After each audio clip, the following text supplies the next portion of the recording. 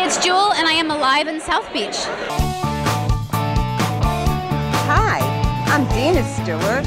Well, if you're Dina Stewart, then I've got to be Stuart Stewart. And if I'm Stuart Stewart, we must be sitting at the cafe at Books and Books on Lincoln Road, because this is Alive on South Beach. a show with a little bit of this And a little bit of that. Live on South Beach has gone on the road, and here we are in the middle of Manhattan, and we're enjoying tremendously wonderful fall weather, some interesting people, and some really great places. You know, just before we went to New York, we just happened to run into Emilio Estefan, and he said, get on your feet. Now, actually, what he said is come up to New York and get on your feet. And so we did. You just opened up a new show about your life with Gloria. What's the name of it? It's On Your Feet. Get ready to start dancing over there and say hello when you come. I certainly will.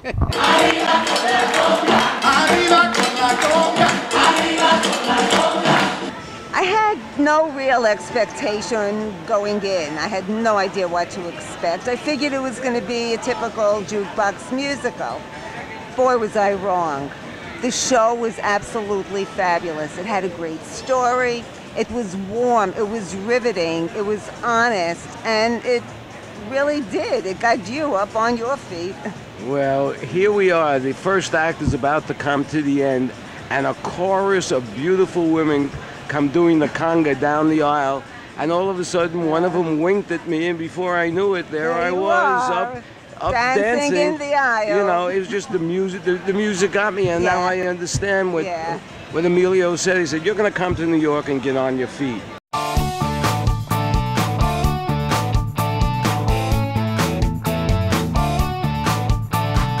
A friend of mine introduced me to a female musician. I'm here with Medea Ramos, who is a very unique leader of an all-female mariachi band called Flor de Toloache. And how many members are there in the band? We core members were about 7, and the full band were 13. That's like an orchestra. Yes.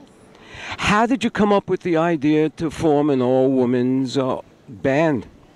Well, I was a mariachi before this group, and I was mostly playing with male musicians, and I noticed there weren't that many female musicians, and I had seen other groups from the West Coast, from Arizona, California, and I just thought it would be really cool and really important to come out of New York and be the first female mariachi group. Well, is mariachi primarily a Mexican genre of music?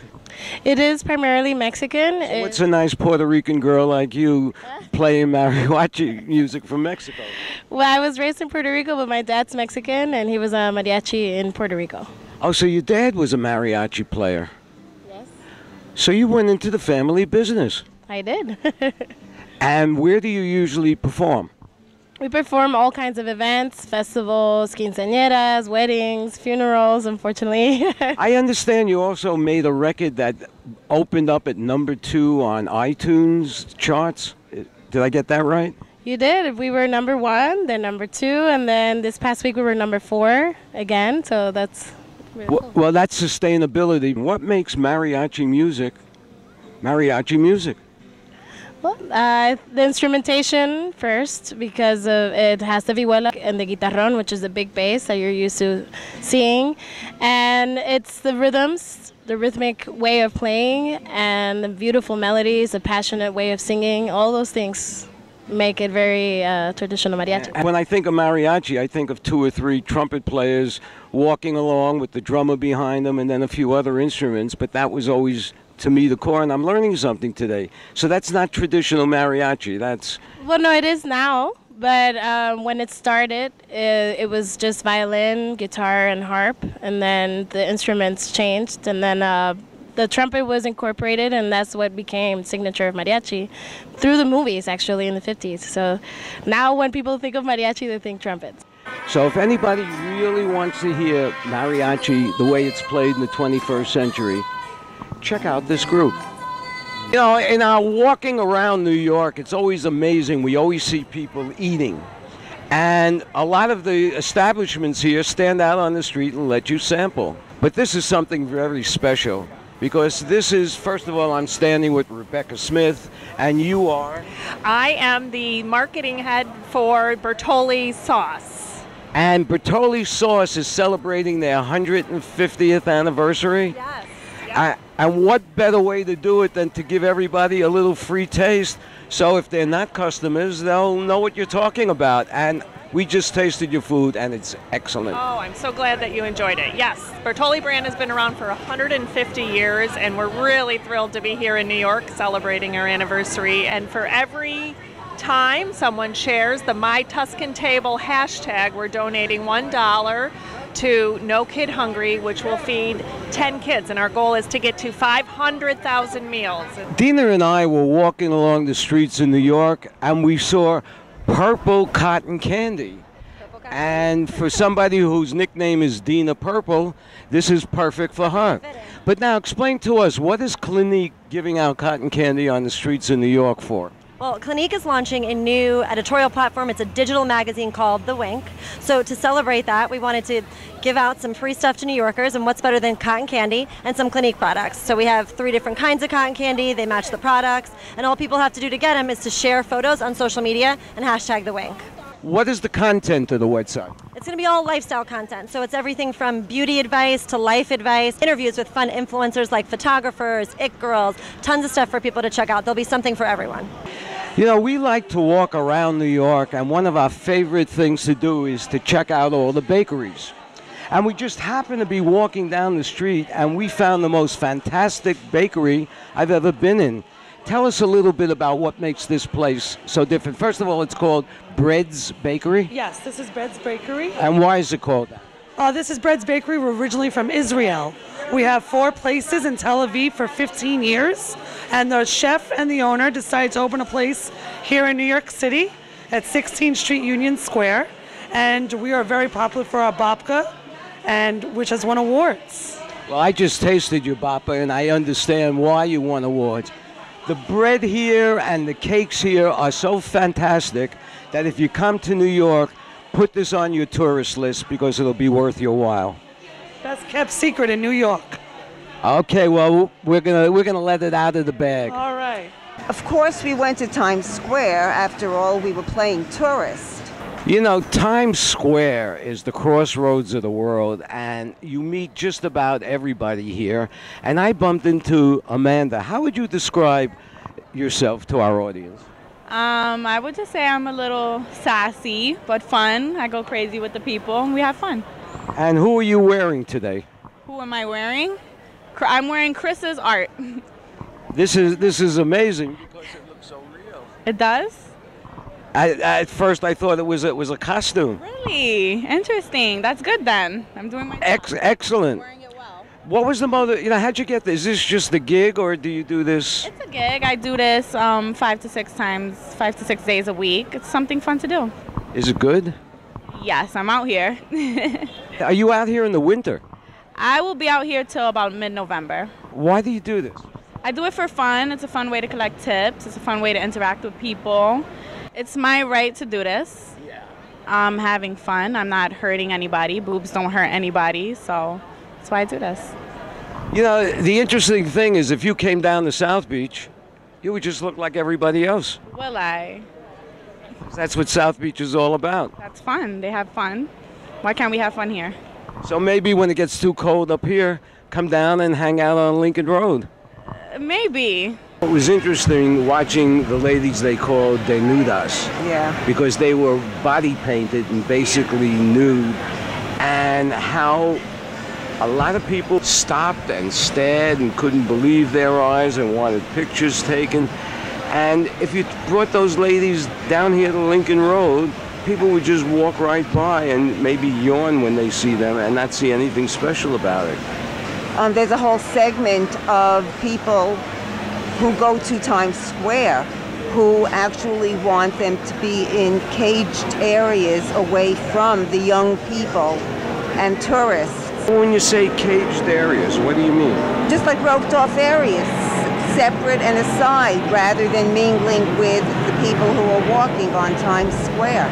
It's a sanitized version of what it never was, basically. One of our favorite places to just hang is Washington Square Park, because there's always musicians in there who want to play. Some are good, some are very good, and some still have a ways to go. Some of these. My name is Chelsea Peters. Nice to see you. Hello, world. I'm going to play for you a tune called La Luna, if that's all right.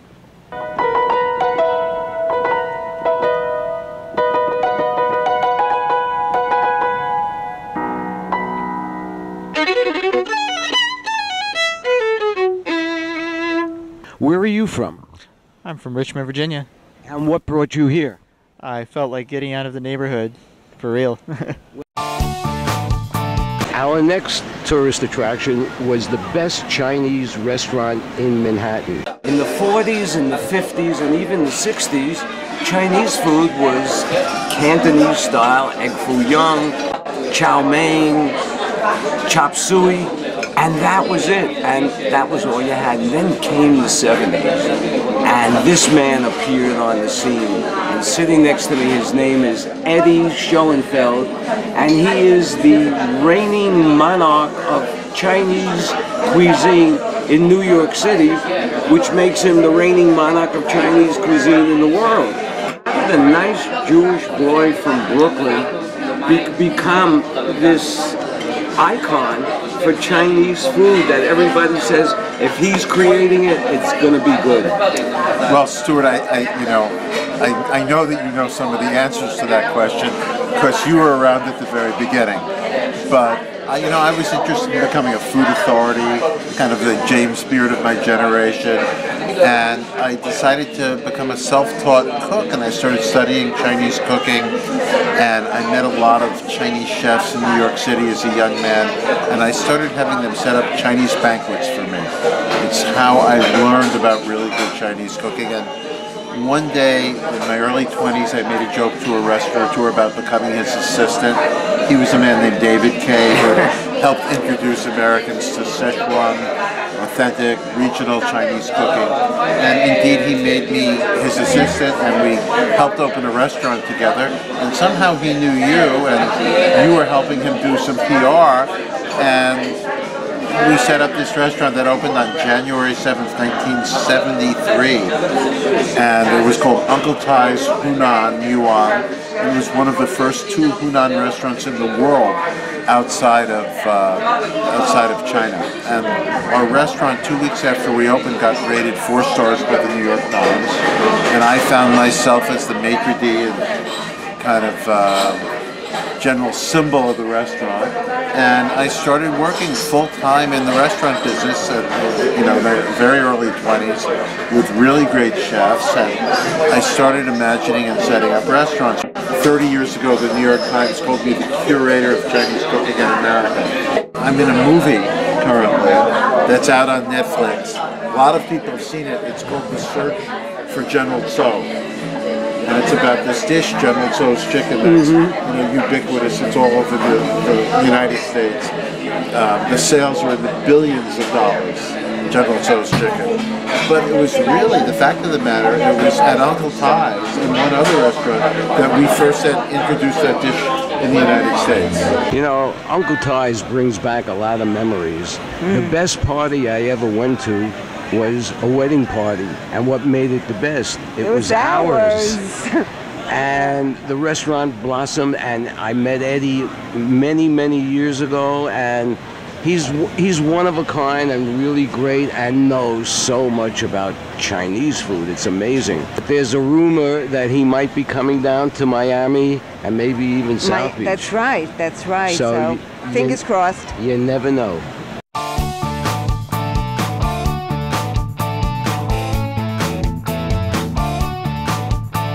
Well, Dina, you know that old saying, all things have to come to an end.